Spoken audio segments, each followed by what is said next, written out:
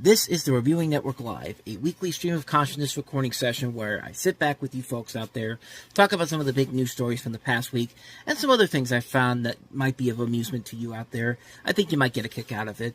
Now, these are more like audio podcasts and are much longer than my usual videos and are also for the most part unedited and will contain some foul language. So, if you're easily offended by that, I advise you to maybe step back a bit, maybe go somewhere else. But hey, if you're up to the challenge, sit back, relax, and enjoy the show.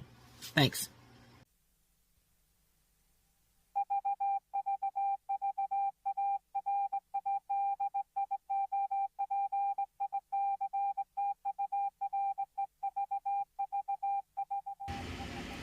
And for the 46th time ever, we are alive. Hello, everybody, and welcome to another episode of the Reviewing Network Live. And yeah, it's been one of those weeks. It's been one of those weeks where so much happens, not just in the world of entertainment, but outside the world of entertainment. You know, it's been one of those weeks that just so much stuff happens, and you know, it's been just a chaotic week in general. You know, you not only lose some pretty big people in the world of entertainment, like Dr. Ruth passed away. You know, Shelley Duvall passed away this week. Richard Simmons died yesterday. Shannon Doherty died today. The Vikings rookie pick this year, Kyrie Jackson, died this week. You know, just so many different things happen. And then, of course, we got to kind of address the elephant in the room about what happened yesterday with former President Donald Trump. He was in Butler. There was an assassination attempt on him, which he survived. Which, okay, like, I don't want to delve too much into that because this channel and this show are specifically tailored to the world of entertainment. But it's one of those. This is one of those things where obviously you gotta kind of talk about it here. I'm not gonna delve into it too much. And you know, honestly, I'm literally about a couple of hours away from Butler, Pennsylvania. So this is a pretty big deal around here for obvious reasons. Of course, the former president almost died, and yeah, it's. I wanted to acknowledge it here, but I'm not gonna go into large details about it because honestly, what more can you really say about what happened? It's just an unfortunate event that happened, and you know, there's nothing really more I can add to it per se. I mean, like I said, this channel or the Reviewing Network is not about talking about politics, and I've learned from the last couple of years to keep politics as low and out of the conversation as possible, especially in videos like this, because I see what happens when, you know, when politics get in the way of other things, and like on other channels that mainly keep away from that stuff. But when they have to talk about it, it usually means a lot of negativity out there, and there's just been too much negativity this year as it is. So I'm not going to delve into it too much. I'm just going to say that, look, no matter how I feel about Donald Trump and the people that, and just anybody in general during this situation, everyone can admit that this is indeed a tragedy that happened, and it's just a person died yesterday because of this. Some 20-year-old killed a guy while trying to kill the former president of the United States, and that guy is dead too. So, yeah, good job on your part, pal. But I'll just end it with this. I'm just gonna say it, man. I've been thinking about it the last couple of weeks, but let me just say it right now. If that 20-year-old just cemented another Trump presidency, I'm telling you right now, something catastrophic's got to happen in the next 4 months for people not to be convinced to vote for Donald Trump, because I think he's definitely gonna be the next back in the White House again when 2025 begins. I mean, I just cannot see a scenario where where Joe Biden finds himself back in there, especially with the way the presidency for him just fell off completely after that debate. But like I said, this is not a channel where we're here to talk about politics. I'm not going to delve into too much more of this. In fact, just to be safe, I'm going to shut the comments off of here. I'm going to shut the likes off of here, because I know some people out there don't. Because I know as soon as somebody hears me say something about the presidency of Donald Trump and all that, I know what's going to happen. So the comments are going to be shut down for this. The likes are going to be shut down for this. That's just all I wanted to do to get that out of the way. I wanted to get through the heavy stuff first. What happened yesterday? Yeah, no matter who is involved here, it is a tragic event because gun violence has become such a problem, and now this has just cemented this whole. It just gets to a whole chaotic level, and like I said, I'm trying to think on the positive side here. I mean, this has been a rough year in general, but this is just something I don't need to delve into right now. So I'm done talking about that. We're not going to talk about it anymore. We're going to push that off to the side. Let somebody else who wants to talk about it here. And let's get to the stuff that you want to hear me talk about. And yeah. Now, with all of that said, we've done what we've done with the negatives for now.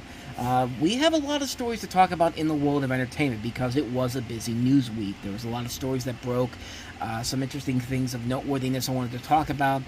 And, of course, we've got the weekend box office, which in and of itself is very interesting in general. So let's go ahead and get into that. And we'll start off with, we got 2 new releases in the top 5 this week. And so we'll start off with number 5 here. And number 5 is a movie that I'm not surprised is down here because I kind of predicted it was going to fall down in this spot. Fly Me to the Moon, the new movie with Scarlett Johansson and Channing Tatum, directed by Greg Berlanti, about how these marketing guys want to try to the whole story in general here, before I say it wrong here, is that during the 1960s space race between the United States and the Soviet Union, a relationship develops between the NASA director in charge, played by Channing Tatum, of the Apollo 11 launch, and the marketing specialist brought in to fix NASA's public image, played by Scarlett Johansson, and stages a backup fake moon landing, which has been a conspiracy theory for a number of years. There was a movie called Capricorn 1 back in the day where they talked about the possibility of it being seen as kind of a fix in general, but like it was completely a hoax. I did not hear too much about. Is the movie cost $100 million? And this is another one of those Apple movies, so I guess they're learning because it's not a $200 million movie, but you made $10 million off of this, and the worldwide gross is up to $19 million. And once again, I don't know how Apple is planning on making any of its money back. Do they really think that distributing this straight to Apple TV Plus is really going to do anything for this? Because this is now the 4th movie from their Apple agreement, where they put up these huge amount of a huge budget for this, and it just has not managed to put together a big box office in general. None of the movies that have come out have been big successes. I think the biggest success has been Fly Me to the Moon, and even then, that didn't make its worldwide budget back, but it was both a critical hit, and audiences seem to generally like it. It was one of the best movies from last year, easily. But in this case here, it's one of those examples where you look at it, and you just feel like is anybody really making any money off of this? Is Apple really okay with this? Yeah, Apple makes a lot of stuff that makes them $1 billion every day, but is this really worth doing this if you're never going to make your money back here? Not to mention all the movies they put out have looked like movies that would have been specifically tailored for Apple TV Plus. I mean, the only movie that looked like it actually did look like it deserved to be on a theatrical scale was Killers of the Flower Moon, but everything else, and we got Wolves coming up later on in the year with Brad Pitt and George Clooney in it, and then F1, Brad Pitt's got that one coming out. The trailer just came out for that a couple of weeks ago. I mean, I don't know. Like, to me, the whole idea of the Apple original films it really does not seem like it's a formidable strategy to make money. I mean, that's just my personal take on it, but I don't know. Maybe I'm the crazy one here, but the movie got decent numbers from critics. It got a decent cinema score with an A-, so maybe it'll have legs to it. Maybe not. I don't know. I mean, it'll mostly depend on how people take to the next 2 weeks, because Twisters comes out next week, and then Deadpool and Wolverine comes out the week after that. Is there going to be an audience for this movie going forward? We'll see what happens, but for me, I just don't see the financial stability of Apple keeping to do this, but then again, that's just me saying that. But with that said, let's move on to number 4 this week. Quiet Place Day 1 brought in $11.8 million, down 42% from last week. $116.2 million. The budget on this was $60 million, so they've already pretty much made their money back on this film. And it's still sticking around after 3 weeks. I mean, the film did pretty well. It's right on I think it's right on the same levels as A Quiet Place Part 2, I believe, which ended up at $160 million. So it'll probably end up around that general area, if not just a little bit over. And I think it will get to 150 when it's all said and done. 150 million. So with that said, let's move on to number 3 this week, which was number 2 last week, Inside Out 2, which continues to dominate the box office. And this week it did become Pixar's highest grossing movie of all time.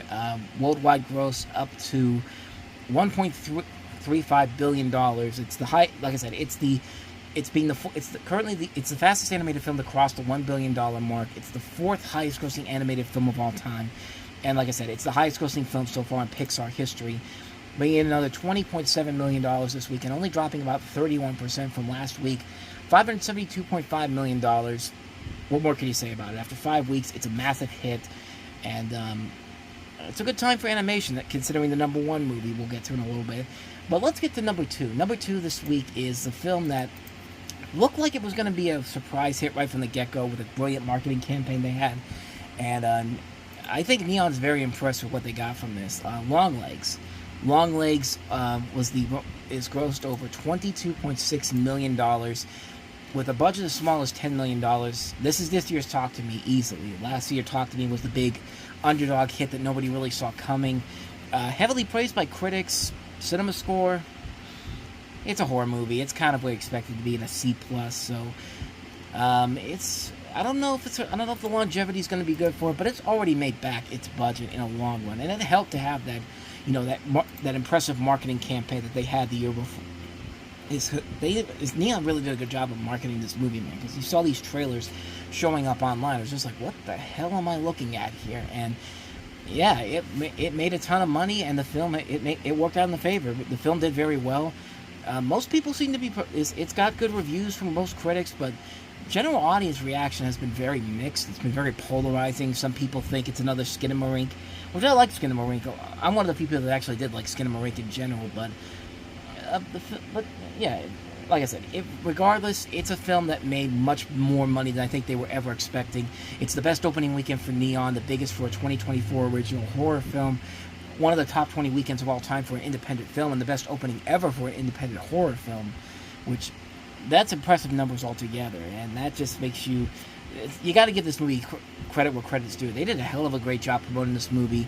I had no idea that Osgood Perkins, the director of this, was actually the son of Anthony Perkins. I thought that was kind of interesting. And, he's done some movies that have not been that great. Gretel and Hansel, for example, was not that great of a movie. But this movie's definitely going to do wonders for his career going forward, especially with the next movie he's got, The Monkey, which is also being produced by Neon. I'm really curious to see how that film will end up doing at the box office based off of a Stephen King story. But I digress. So that is Longlegs. Let's go ahead and move on to the number one movie, which is not really that much of a shocker, all things considered, but Despicable Me 4. Despicable Me 4 has now grossed $44.6 million in weekend number 2, dropping only 40% from last week. The total gross so far, $211.1 million. Worldwide, it's already up to $437.8 million. Budget on this was $100 million. And yeah, it's pretty much exactly what you think it's going to be for a movie like this. And not only that, because of Despicable Me 4, this movie, Despicable Me, has now become the first animated film franchise to gross over, I think it was $1 billion, if I'm not mistaken. Okay, it's much more than that. Despicable Me is the first animated film franchise to gross $5 billion. I mean, it's a pretty big deal when you add in all the Despicable Me movies, including the Minions movies. $5 billion in total. That's pretty impressive stuff in general, even for a series that I definitely did not like the last movie, but $5 billion, that's pretty amazing considering the longevity of this series and the fact that it is going to continue going forward, which we'll get into that in just a little bit because that's one of the news stories we have for the week. But yeah, Despicable Me, $5 billion total, which is pretty impressive stuff. So, in terms of other new releases this week, nothing else that's too spectacular except for The Lion King, which was re-released this weekend. The original Lion King, not the 2019 remake, but the original for its 30th anniversary did decent numbers, all things considering, without a big marketing push. About $1 million, about 1,300 theaters. Per screen average, not that big, $809, but for a film that did not really have that much of a big marketing campaign in general, that's not bad to make $1 million just on that alone. So you got to give them credit for that. But Disney's also having a really good year too. I think they just hit $2 billion with all their movies this week. With all those movies this year, excuse me. But yep, next week is going to be all about Twisters, which will probably be the number one movie. Probably will make money, which it baffles me why they're still making it. But apparently, I'm the only one, and that's not really that much of a surprise to me, because I'm usually the only one when it comes to various things in the world. But that'll be the big release next week. So that's the weekend box office in general. So let's go ahead and take a look at the big news stories of the week. And the week started off with, we have a lot of stories to get to, and let me just say that the week started off with quite a doozy. And yeah, the big news story of the week was something that many people thought was not going to happen. Then all of a sudden they were talking again. And now it's official. Skydance has now officially bought Paramount for $8 billion. I've got the press release right here. It's a lot of stuff to get to here, so I'll try to keep this as short as I can. But according to the press release, Skydance Media and Paramount Global today announced that they have entered a definitive agreement to form New Paramount, a next-generation media and technology leader, through a two-step transaction, including the acquisition of National Amusements Inc., which holds a controlling share stake in Paramount, and subsequently a merger of Skydance and Paramount Global.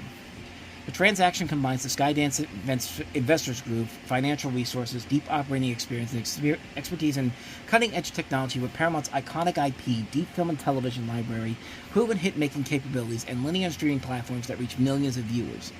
New Paramount will be a premier, creative-first destination for storytelling, dedicated to top-quality content, and will be positioned to improve profitability, foster stability and independence for creators, and enable more investment in growth areas.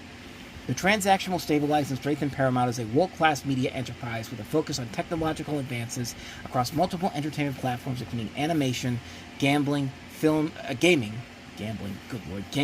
sports, news, and television. The management team of New Paramount, led by David Ellison as chairman and chief executive officer and Jeff Shell as president, will draw on a wealth of operational experience and proven expertise in driving creative and media company growth designed to improve Paramount's performance and foster further advancements. With a I'm skipping through this a little bit here. Importantly, the transaction preserves over 100-year legacy of Paramount as one of Hollywood's most iconic production companies and CBS's stature as a cherished source of news and entertainment. It also preserves American jobs, fosters continued innovation, and secures a prosperous future for the creative community at Paramount, while protecting the legacy that viewers across the globe know and love. With a 15-year history of partnering on highly successful projects, the Skydance-Paramount combination will unite key intellectual property and enhance Paramount's exposure in cutting-edge and next-generation digital businesses. Skydance's exceptional pool of in-house creative animation talent, led by pioneer John Lasseter from Pixar, of course, will expand Paramount's animation capabilities as well as consumer products opportunities over the long term. And let's see if there's anything here in... It's just little stuff here and there. But yeah, so bottom line here, Paramount and Skydance have essentially agreed to this $8 billion merger, even though it's not technically officially over yet, because Paramount also has this 45-day go shopping thing that they've got going on, where, Paramount could, somebody could come in and try to give them a better offer, but just to give you kind of an idea of who's not going to be in it, it's going to be Sony, as they were definitely in contention early on. And I've got that story from Deadline Hollywood. Sony will not be one of the rival parties trying to shore up a better bid during Paramount's global go shop period, following the $8 billion offer by David Ellison's Skydance Media. The news formally put to rest the only other confirmed offer on the table to acquire Paramount. Sony and Apollo jointly made a preliminary $26 billion offer after a solo bid by Apollo was rebuffed, and signed an NDA and began due diligence just after Paramount's exclusive negotiating window with Skydance ended. After a close look at the books and giving potential regulatory issues, Sony refined the offer, with foreign ownership rules and broadcasting and doubts about federal watchdogs allowing two more major Hollywood studios to merge to a hungover deal and do today.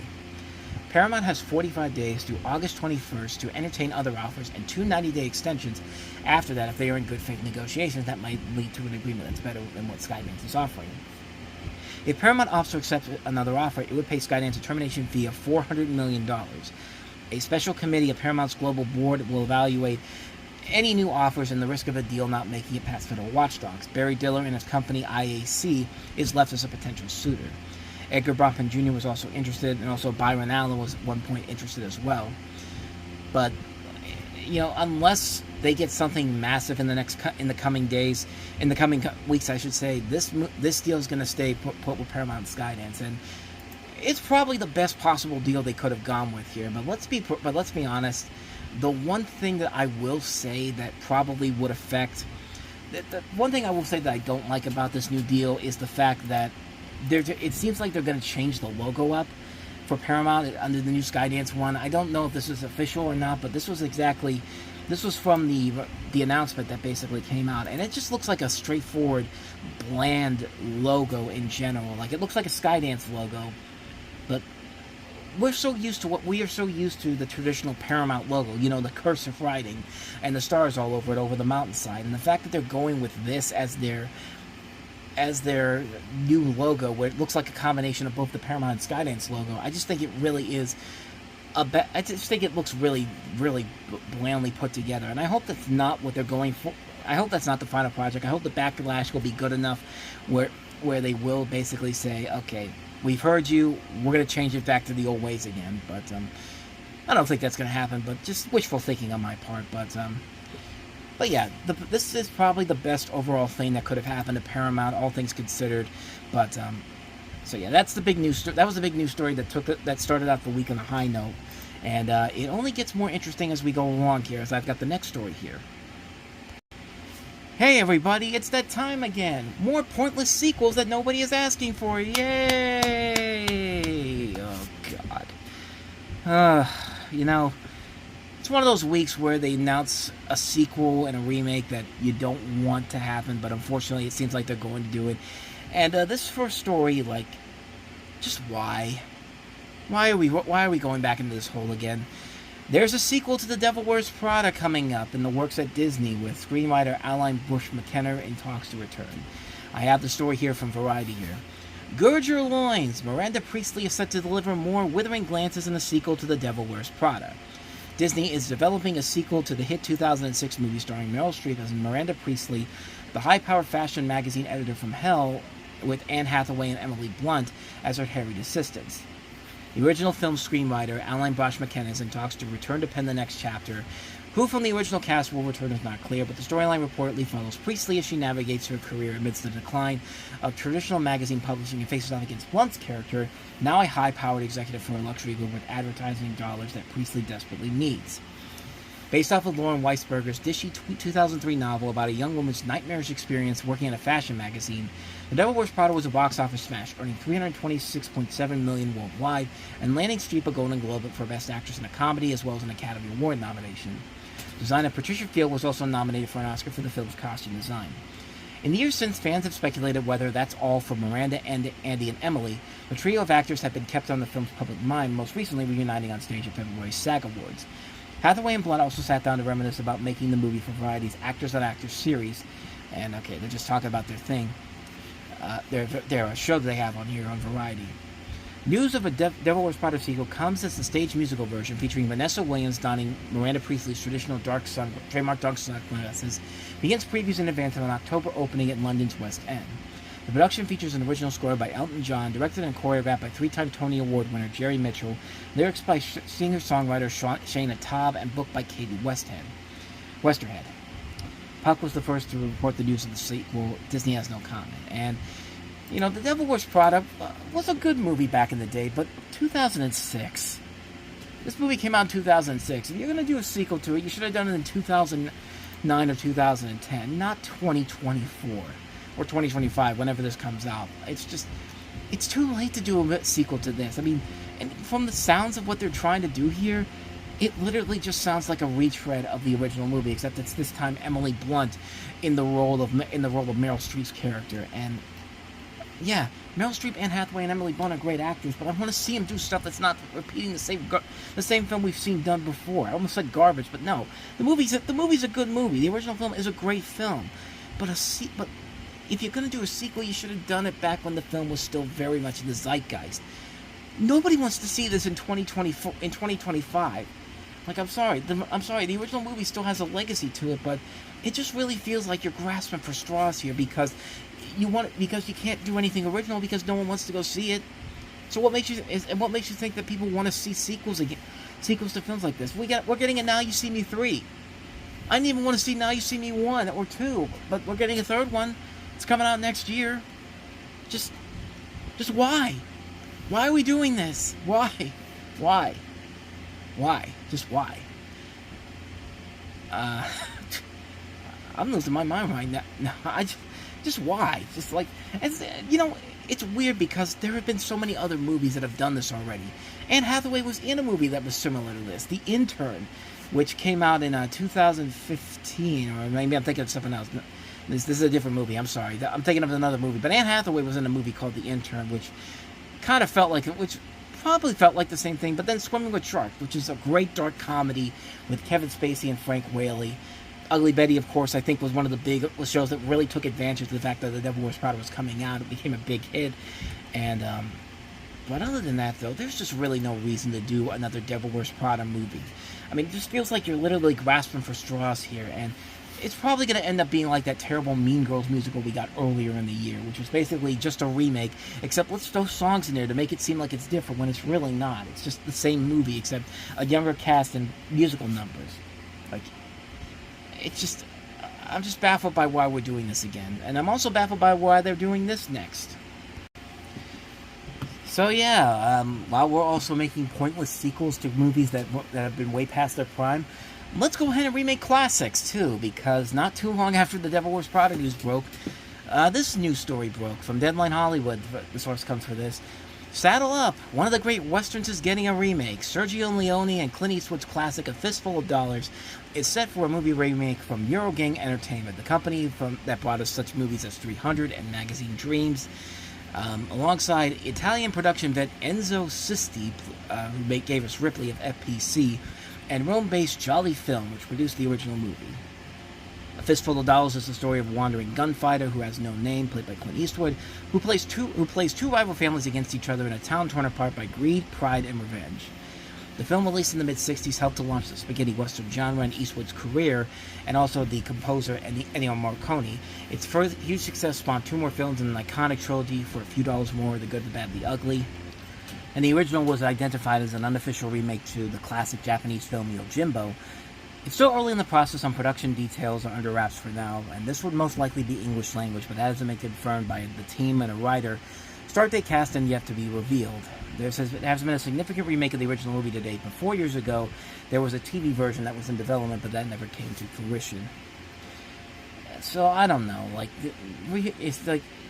the Western really isn't that big of a selling point, as we're going to talk about later on, with one Western that is getting kind of royally screwed over, and I think rightly so. But A Fistful of Dollars is one of those classic movies. It's like, are we really going to try to do this again? Are we really going to try to remake a classic movie but we know it's going to be a bad idea? They've tried so hard to remake classic movies like Casablanca. Of course, Ben Affleck and Jennifer Lopez, when they were together back in the 2000s, they tried hard to get a remake version of that done, and the people who held the rights to Casablanca said, "Are you out of your fucking mind? We're not going to let you touch this." And then they tried to do It's a Wonderful Life. They tried to do a sequel with It's a Wonderful Life, and they shut that down too after the Capra family said, "Are you out of your mind? We're not going to let you do that." So now we have a Fistful of Dollars getting a remake, and can you really add anything new to it? Really? Can you really add anything new to this storyline that hasn't already been done before with the original? I mean, the original is basically a remake of Akira Kurosawa's Yojimbo. It's already been remade. There's nothing really more they can add to this with a remake in general, and I just think it's a really bad idea to try to do this in general. I think there's just so many, if you want to do a new Western, do a modern Western, but don't do what some people are doing right now, and make it this big sweeping epic here. Do what you did with do what Clint Eastwood did with Unforgiven. You can make a modern Western work, but you have to make it interesting. You have to make it something. You have to make it something that is new, that feels old, reminiscent, but something new and different with it.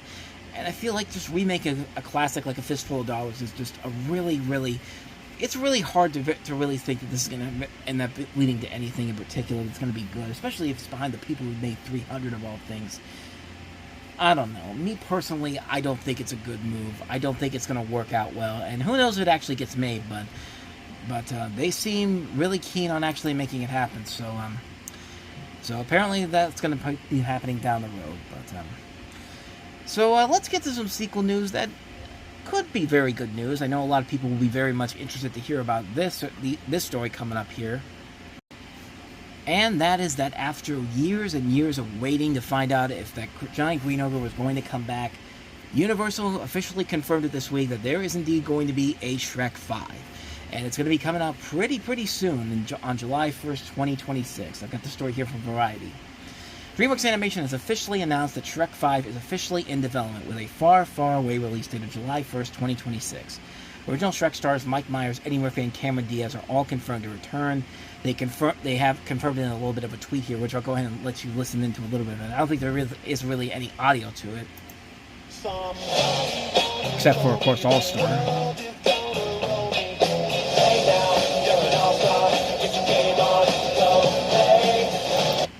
I like how it says the All-Star returns, and of course they play Smash Mouth's All-Star, even though that song has been pretty much already been used in a number of different movies before that. Of course, Mystery Men, the Digimon movie, but that song has become synonymous with Shrek in general. But yeah, that was the tweet that they had for this. But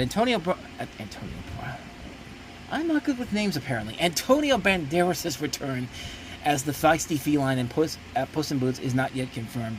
Shrek 5 will be directed by Walt Dorn, who served as a writer and artist on Shrek 2 and Shrek the Third, and had a story on Shrek Forever After, which he also played Rumpelstiltskin. Shrek 5 will also be produced by franchise returnee Gina Shea and Illumination founder Chris Meledandri. Brad Abelson serves as co-director.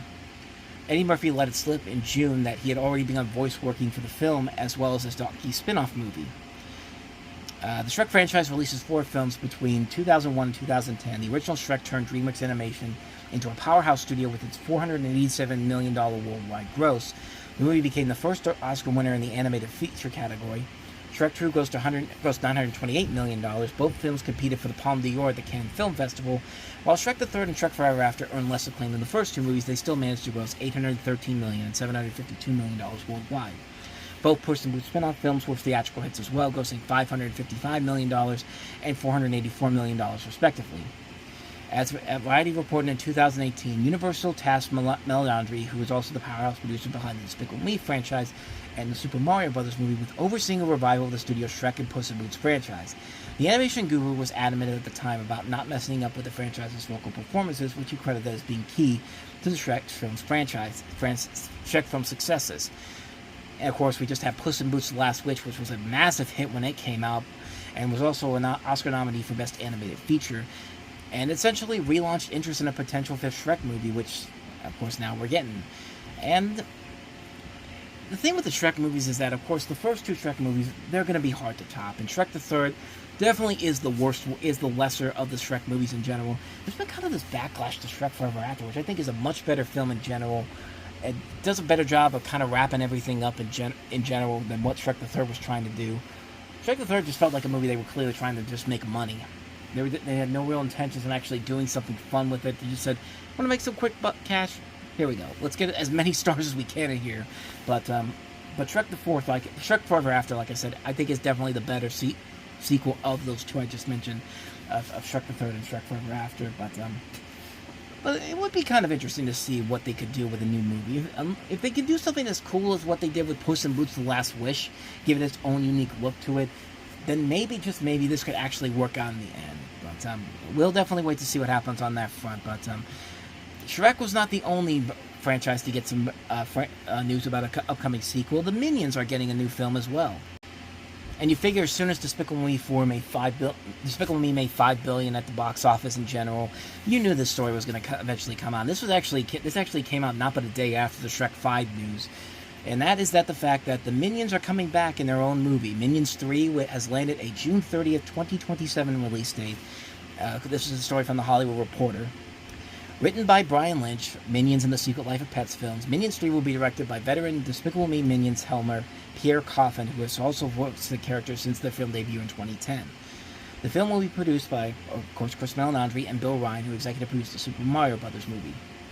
More than 10 years after their creation, Illumination trumpets the Minions as becoming the most iconic animated characters of their generation, who have helped Illumination's Despicable Me and Minions movies to a global box office of $5 billion, which I guess it's technically not wrong, although I'm still kind of peeved that they kind of took Woody Woodpecker's place as their Universal's big mascot character.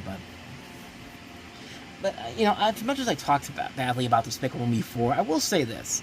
I do like I actually do like the Minions movies more than the Despicable Me movies in general. I think the Minions movies have more funny aspects to them. Even the second one, which I really wasn't that big of a fan of, I still thought it was okay. I thought it was. I do think these. I never really was a big fan of the original Despicable Me series to begin with. So overall, my feelings towards those movies doesn't really like, it didn't really do anything for me in terms of my love of the Despicable Me movies in general. With Minions 3, I'm hoping it's going to be fun. I'm hoping it's going to be a fun movie in general. The last movie, this last Despicable Me movie, I thought didn't work because there wasn't really any good laughs to it. It felt like a movie that they were clearly making for the cash and all that. Kind of like Shrek the Third, honestly. But it's, I don't know. Like, to me, like, I look at it and I'm just kind of like, I'm really not expecting a whole lot, but I do like the Minions movie slightly more than the Despicable Me film, so I'm a little bit more optimistic to see what they do with Despicable Me with the Minions 3. But other than that, though, it's just, I'm not really that excited in general. But again, I think it's definitely, it probably could definitely be a lot more fun than Despicable Me 4 was. I'm hoping it's going to be more fun than Despicable Me 4 was. So there you go. That's that story. So let's go ahead and move on to our next story. And this one's probably my favorite story of the week because of just how much this whole thing just made this story in particular made me laugh out loud. I'll say that. So yeah, Kevin Costner. Let's talk about the week that he's had. It's not been a good week for him in general in terms of his, he bet the farm on this big passion project of his with Horizon American Saga, and it has not been clicking with critics or audiences whatsoever. In fact, it's been pretty much a straightforward flop to this point. And but hey, the next movie comes out next month, so the hope was that things will turn around eventually, and then Wednesday kind of hit, and then the story came out. And Kevin Costner's Horizon and American Saga Chapter 2. This is Variety that I'm getting this from, by the way. Horizon and American Saga Chapter 2 won't be hitting theaters on August 16th anymore. At this time, the film remains a theatrical release, but it's unclear when it will now come out. Territory Pictures and New Line Cinema have decided not to release Horizon Chapter 2 on August 16th in order to give audiences a greater opportunity to discover the first installment of Horizon over the coming weeks, including on PVOD and Max, a New Line Cinema spokesperson told Variety. We thank our exhibition partners for their continued support as moviegoers across the U.S. discover the film in its theatrical run. The film is set to hit PVOD on July 16th. The Max release date has not yet been announced. Sources tell the Variety that Horizon has performed steadily with older moviegoers in Middle America. The decision to change the release date was mutual, according to sources, and hopes to offer audiences more time to find the first film and, God willing, build anticipation for the second one. In order for the Western franchise to survive its planned 4 movies, the first 2 were shot back-to-back. Insiders say it needs to capture more eyeballs on streaming. Costner put up a hefty chunk of his own cash to get the Western film made. I knew they said I got $20 million of my own money on this movie, he said last month. It's not true. I've got about $38 million in the film. That's the truth. That's the real number.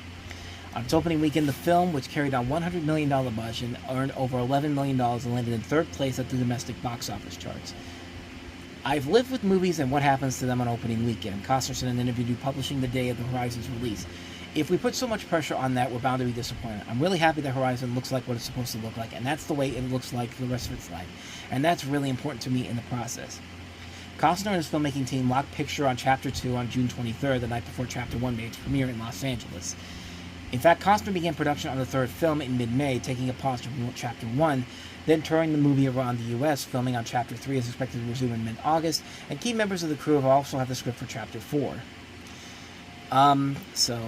Yeah, I've been kind of bringing this up more and more, mostly because of just the fact that, Kevin Costner put up a ton of money for this movie, and he was hoping that it would do well, to help boost his ego and all that. He literally said, "Do it so it'll boost my ego." And keep in mind, he left his hit TV show to get this movie made, and it's going to be it's doing horrible business. I mean, this weekend alone, it brought in only $2.4 million, $27 million after 3 weeks, and the worldwide gross hasn't even crossed $30 million yet for a $100 million movie. So yeah, there's There's really nothing more I can say about this except for one specific thing I can't say.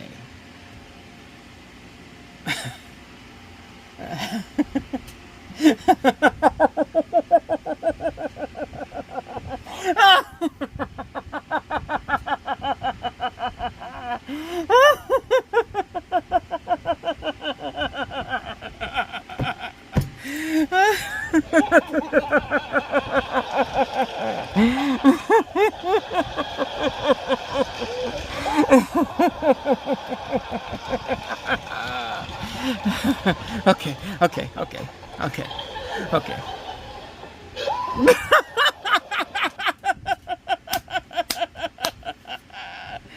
Suck it, Kevin Costner.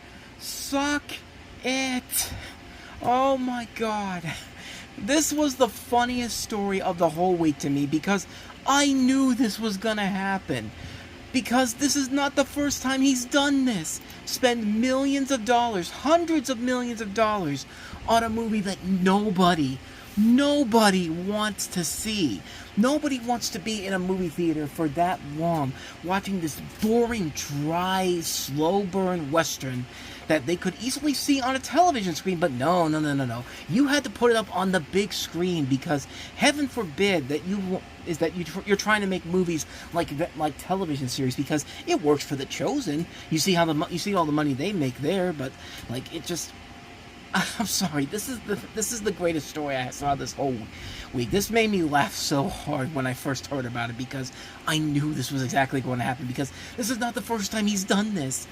This is like the fourth time where he spent millions, hundreds of millions of dollars on a movie that nobody wants to see. Waterworld. Waterworld was a big flop. Yeah, it's gone on to have a legacy to it because of the theme park attraction and all that. But Rapa Nui. He spent a lot of money producing that film, thinking it was going to be his next Dances with Wolves, which, no, that didn't happen. The Postman. Nobody likes The Postman. I mean, it's a bad movie where The Simpsons probably burned Kevin Costner for that. It's just like, and now you have this movie here, which you're still trying your ass off to save. I mean, like this is like going to, like I said it before, this is like going to the casino and spending millions of dollars every single day, thinking like, well, I've lost so much money. Clearly, one of these is going to have to hit eventually, and like somebody just needs to tell Kevin Costner, you gotta stop doing this to yourself, man. You know how those casinos have like gambling. Is like, you got a gambling problem? Call these people right here. They'll be able to help you out. Somebody needs to go to Kevin Costner and tell him, hey, man, we need to have an intervention because you got to stop doing this, man. Just think about what this guy has done during the course of during making this entire movie. And this is true. He, his heart told him to leave his hit show, and he left the show because of contract negotiations. And then when they said, okay, we're going to end the show, all of a sudden Kevin Costner was just like, hey, hopefully they'll invite me back on here. You're the reason why the show's getting canceled. And then you blow $100 million of your money to make 4 movies that nobody wants to see. I saw the first Horizon movie on the big screen. It was one of the most boring pieces of garbage I have ever seen in my entire life. It's a terrible movie. This whole idea, yeah, it's his passion project. Well, you know what? Passion projects don't always work out the way you want to, dude. I mean, we've had so many examples of movies where people have said, this is a movie I've been wanting to make for a number of years, and it's just like, and then, yeah, you think it's going to turn out the way you think it is, but how's the general public going to feel about this? General public doesn't want to see any more of this, man. Your film has struggled to really gain any real attention except for Middle America. But I mean, here's the thing: I'm making it seem like I hate Kevin Costner. I don't hate Kevin Costner. I think he is a good actor. He's a good filmmaker. He's made stuff I've liked, which makes this even more harder for me to see this. And just him continuing to pretend like nothing bad is happening here. There is no problems here. Nothing is fucked here. It's like the end of Animal House with that dude in the parade, just like, be calm, all is well. And meanwhile, there's all this chaos going on around him. That's what it feels like with this particular movie. It just feels like his heart may have been in the right place, but man, you really screwed the pooch on yourself on this one here. And I just hope that this is going to be the movie where he finally wakes up and realizes when this doesn't work out in the end, I feel like I made a terrible mistake. Like I said before, like I said in my review, if it turns around and these next 3 movies actually do end up leading to something of noteworthiness, I'll give him his proper credit. I'll say, hey, started off on a bad note, but as the films continue on, I'll admit that these films have gotten better, and they actually are good films. But for right now, like, yeah, this is just not a good start for you, man. This is just these movies, like, Kevin Costner really does need this to happen to him, just to like tell his ego, hey man, you ain't that special, and I'm gonna show you the cold hard reality. Essentially, what I've been saying for all year long: life does not give you happy endings. Is what the universe is telling Kevin Costner. Life does not give you happy endings, and this is not going to be your happy ending. And so yeah, that's. I'm sorry. This made me laugh out loud because I knew exactly this was going to happen. I predicted this weeks ago when that Simpsons joke I was talking about. I actually made a video that was literally Lisa watching the trailer for The Postman, and Kevin Costner doing the commentary, going like, "I'm sorry, I don't know what I was doing." Field of Dreams was a great movie, wasn't it? Made us all believe again. Ooh, I think this really sucks. Director's commentary. I'm sorry. I am really sorry. Fuck up! I don't know what I was thinking, but Field of Dreams was good, wasn't it? Made us all believe again. Oh, poor Mr. Costner. He tries so hard. Aw, thanks. You're sweet to say that. Where are you?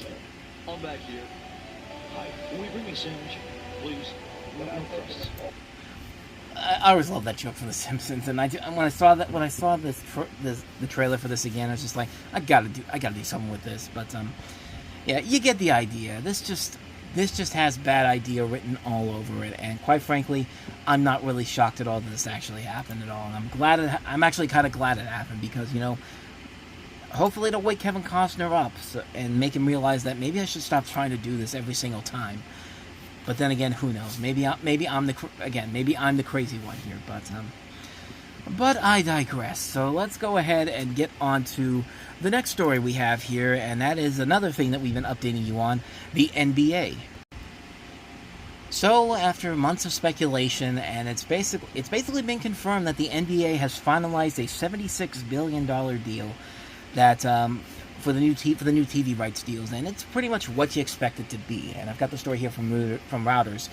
The National Basketball Association has finalized a $76 billion deal that will make Comcast, NBC Universal, and Amazon Prime Video new partners, and it will maintain Disney's ESPN as the home of the NBA Finals, The Athletic reported on Wednesday, citing sources. The deal will extend for 11 seasons, the report said, citing executives with direct knowledge of the details. The new agreement, which is more than 3 times the current deal, comes as sports becomes a powerful draw for media companies trying to expand premium viewership. The NBA has always been a star-driven sport with talents such as Michael Jordan, LeBron James, and Shaquille O'Neal dominating the games and viewerships. Disney's ESPN and ABC and Warner Brothers TNT Sports have been the league's 2 primary partners from 2002 and 1984, respectively. But media reports have said that the NBA has been looking into bringing in new partners to maximize returns and more than double the deal value. If the deal goes through, it could end a 40-long partnership with Warner's networks. However, TNT can still match the deal, The Athletic reported added. Warner will have the NBA next year as well, since the new rights deal doesn't kick until the end of the 2024-25 season. ESPN declined to comment, while NBC, Amazon, and NBA did not immediately respond to Reuters' request for comments. The league's governors are expected to formally approve the agreements with ESPN, NBC Universal, and Amazon, after which the NBA will send the finished contracts to TNT Sports, the report says. I'm trying to see if I can find what the details were, because I know some of these stories actually had more details on what is actually in the new contracts. So let me see if I could find it. Here we go. This is from the Athletics page on the New York Times. Under the new NBA television deals with ESPN, NBC, and Amazon Prime, the regular season would feature national telecasts nearly 7 days a week, according to sources briefed on the agreements. The NBA will borrow a page from the NFL, following the end of the football's regular season, NBC will have the NBA succeed the highest-rated primetime show on television, Sunday Night Football. Well, on Thursdays, Amazon will do the same after its TNF coverage concludes. During the entire regular season, Amazon Prime Video is anticipated to have its other games streamed predominantly on Friday nights and Saturdays. NBC will have games throughout the full NBA season on Tuesdays. Peacock NBC streaming service is expected to have exclusive telecasts on Monday. Peacock will also stream all of the NBC games. And ESPN will slightly cut down on the amount of regular season games, going from around 100 now to the range of 80. During the NFL season, it will have games on Wednesdays, Saturdays, and Sundays, with the Saturday night game being its special ABC window. Later in the year after the NFL, ESPN will have Friday night action as well. All three platforms will have playoff games, while Amazon Prime Video will be the home of the in-season tournament. Amazon and NBC will alternate showing conference finals. ESPN will have a conference final and the NBA finals each season, and the NBA final each season is what I'm trying to say. While TNT sits on the outside looking in at the moment, ESPN sealing its deal with the NBA wasn't entirely a slam dunk. ESPN and the NBA executives did not reach an agreement before their exclusive agreement ran out in April, as ESPN declined to budge on relinquishing any portion of the finals. Shortly afterward, with ESPN paying $2.6 billion, just slightly less than the $2.7 billion checks in rights for the NFL, the NBA agreed to keep the finals on ABC ESPN exclusively. NBC is expected to pay $2.5 billion per season, while Amazon is going to dole out $1.8 billion a year. In its current agreement, ESPN and TNT Sports pay a combined $2.6 billion on what is a 9-season agreement. If TNT Sports stands down, the upcoming season will be its final season of games after nearly 4 decades. While Charles Barkley said he plans on retiring, all three networks are expected to pursue him and could try to just bring the entire Inside the NBA crew over to their platforms. TNT Sports can also continue to produce the show in some form, even without NBC games. For NBC, it has Mike Tirico and Noah Eagle as its potential play-by-play players. While Dwayne Wade working for the Olympics for NBC, he could be in position for a potential #1 game analyst. Amazon Prime Video has the voice of the Final Four, CBS, TNT, and Yes's Ian Eagle at the top of its play-by-play wish list, and expected to hire 2 or 3 game callers. So, yeah, we've been talking about this for a while now, and it seems like the deal is pretty much set in stone. So, I can now officially say this, that it's going to be great to hear this theme song again on NBC.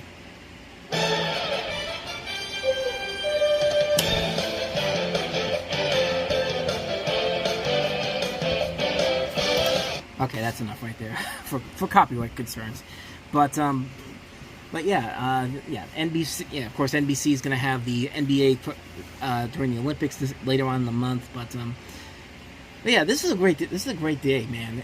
I never thought I would hear the NBA on NBC again after it left in 2002, but it's going to be great to hear it again. I'm really excited to see what they bring to the table here. They can do as good of a job as they did with the NFL on Sunday nights.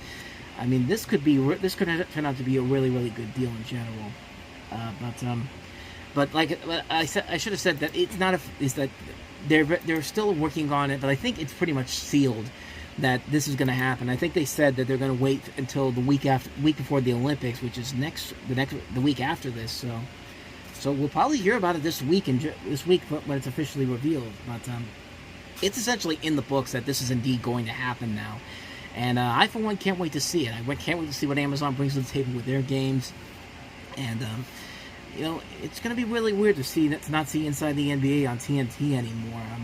I mean, it would be amazing if they find a way to get those Inside the NBA guys over to NBC or Amazon. I mean, that'd be a great gift for Amazon. It's just to have those guys there. But we still have to wait to see what happens. It's still got a long way to go before it actually becomes official. So we get one more year of the NBA on ESPN and ABC and TNT as it is, and then after that, it's all about ESPN, NBC, and Amazon from that point going forward. So with that said, let's go ahead and move on to, I think that's all the news stories I wanted to cover, but there's some other things that I did want to talk about this week. Okay, maybe just one more thing. I had another thing I wanted to talk about here, but as I was continuing to go on with it, I just knew there wasn't anything there, so I had to cut that whole sequence out. But I do have this other thing here that I saw.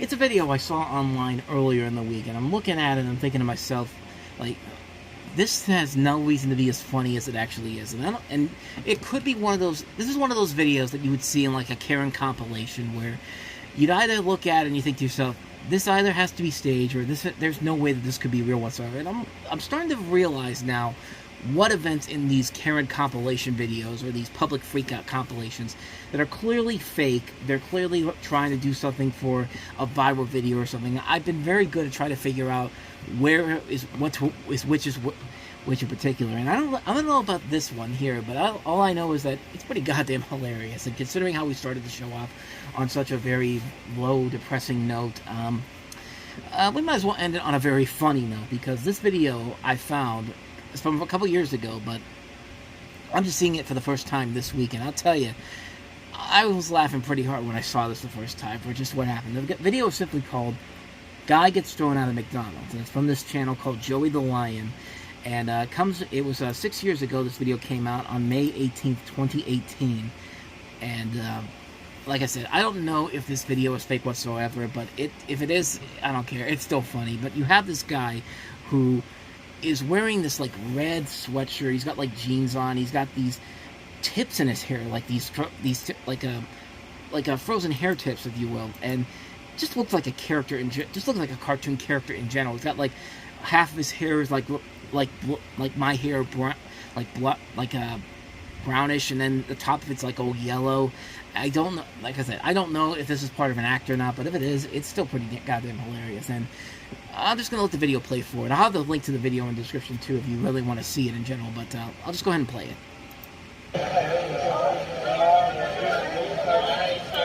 So there was a guy that just cut in front of him, and it's a black guy, and I don't know if he was already in line beforehand or what, but the guy who's going to get thrown was clearly in front. This is a kid too. The kid was in front of the register waiting to take his order, and then all of a sudden you see this black guy come out of nowhere, and that's where we're at right now. Yo, bro, I'm trying to take my order. Bro, you just passed me. What are you talking about? What are you talking about? I was right there. He's talking about how you just walked past me, or he's trying to make. I think the guy who cut him is trying to say that you're the one. Is like, I was in the way before you did, and even though it was clear from the get-go that the kid was clearly in front of the guy beforehand, so you can make the argument there if you want to. Bro, come on, I'm talking to you, man. Yo, the guy's got like a fake Brooklyn accent too. It's just like, hey, yo, man, like gabagoo, all that time, like a mobster on The Sopranos, or like one of those Italian mob movies, like, hey, gabagoo, pasta fagioli, that type of stuff, you know, hey. Queens, New York is what I'm saying, not Brooklyn, but I don't know, maybe I don't know, but I think it's Queens, New York. I think that's where they get that accent from. wasn't I just ordering, man? Bro, I'm trying. No. That's me. Bro, are you serious? Bro, I'm not even going to say the N-word. What? So he said, like, I'm not even going to say the N-word. And then he goes on to say, you know, effing black guy. Like it's for, like, I'll be honest, I kind of do the same thing too. It's just like, I'm not going to say the N-word. If I got mad at that point, but, this guy is, but I'm cutting it at the point where he says, I'm not even going to say the N-word, and then he goes, effing black guy, and then that's when this happens. Let me go ahead and...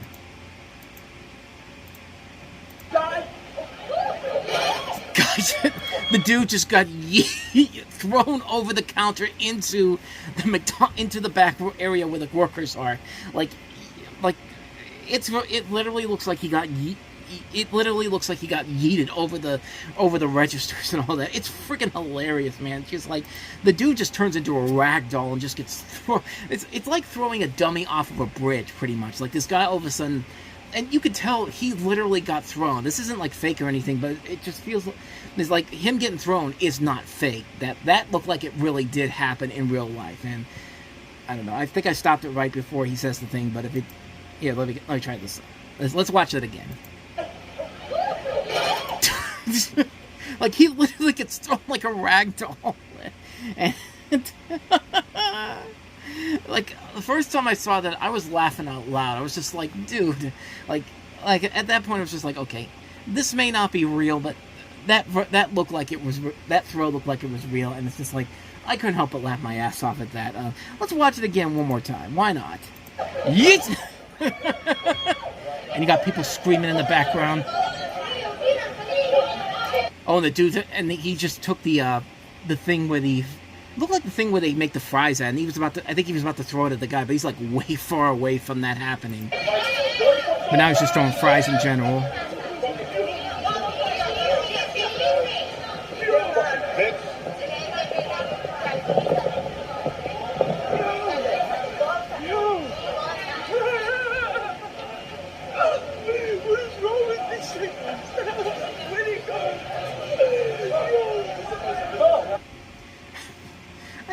I thought that was so hilarious. The fact that he got tossed over the counter, and then his move is just like, okay, I'm gonna, instead of throwing the fryer, I'm gonna throw the fries at you.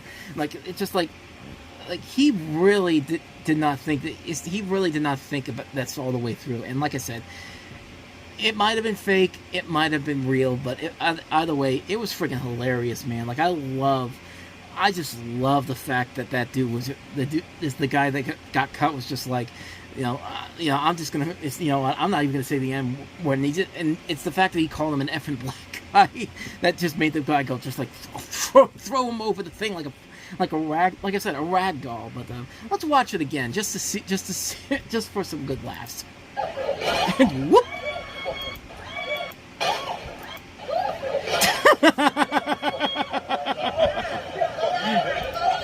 Now, like I said, usually in that type of situation, they would probably throw like a rag, like a dummy there to make you think that maybe it was fake. But no, that was 100% real. What happened to that guy, and it's just like regardless of if his act was actually real or not, the fact that he allowed this guy to throw him over the thing, like, I couldn't help but laugh my ass off at that. And like that was great stuff right there. And like, let's watch it one more time. Black guy? Yep.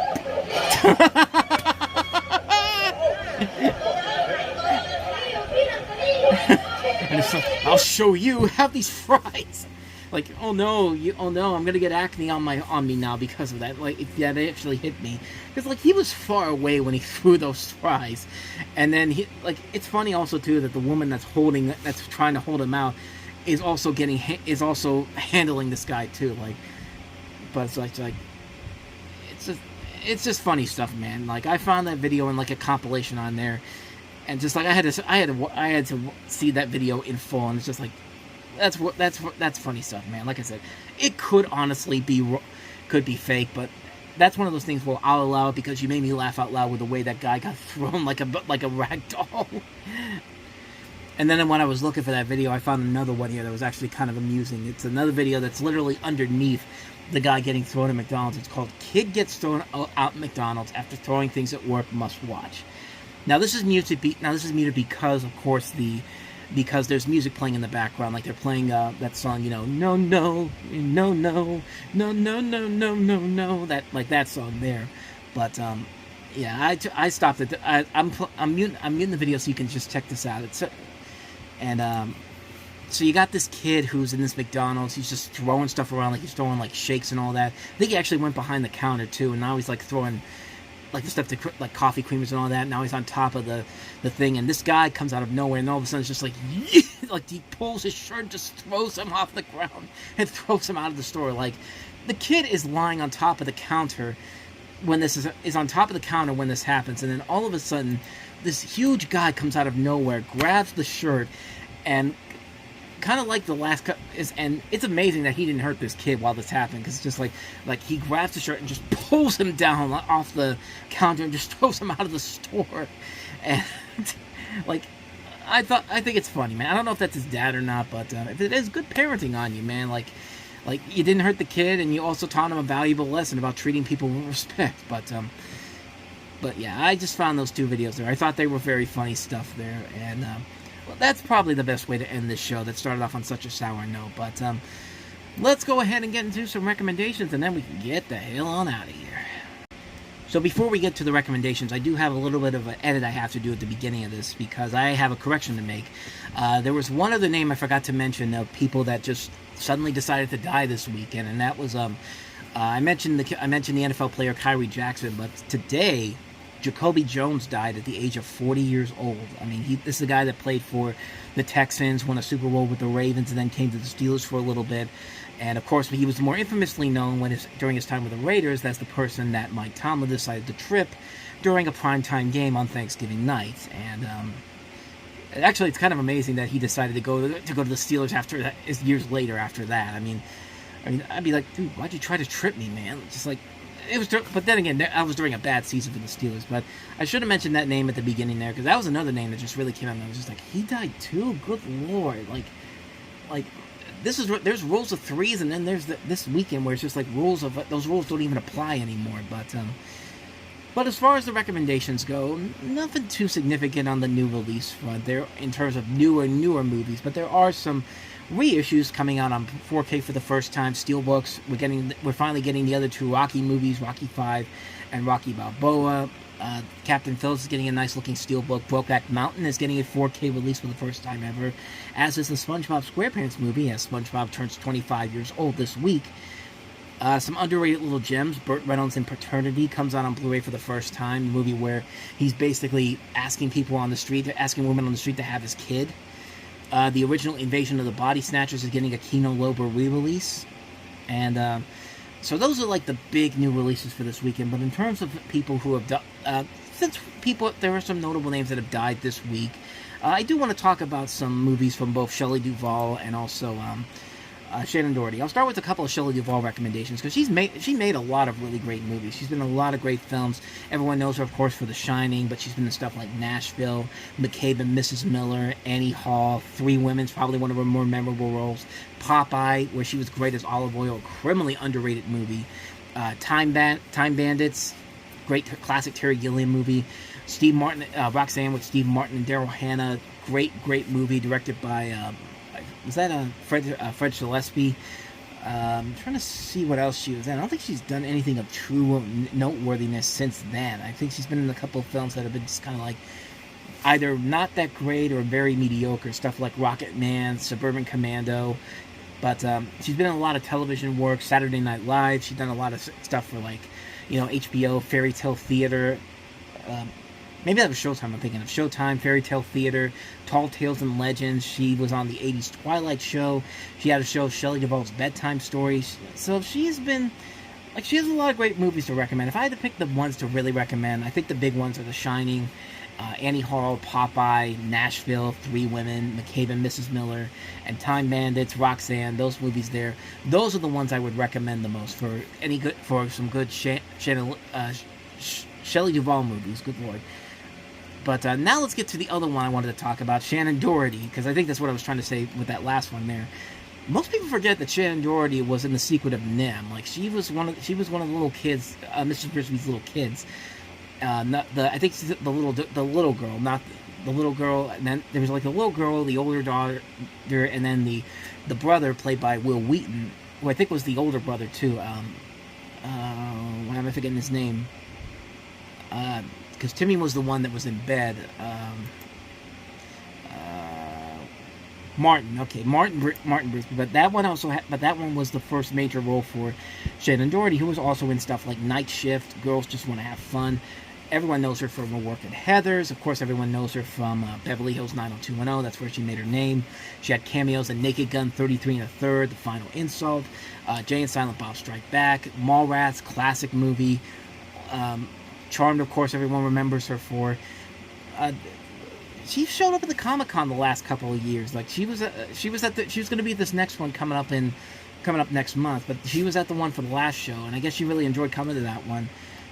And so she decided to come back for this next one. But unfortunately, of course, now that's not going to happen. But she was in a lot of stuff that I actually did like. There were a lot of shows that she was involved with that I actually did really a lot of shows, a lot of movies that I thought she was very good in, and she was always a lot of fun to watch. And it's a shame that she never really was able to capitalize, because she had gone through like some controversies going on in the mid 2000s. I can't remember exactly what happened. I think there was something going on where, let me see if I can find it here.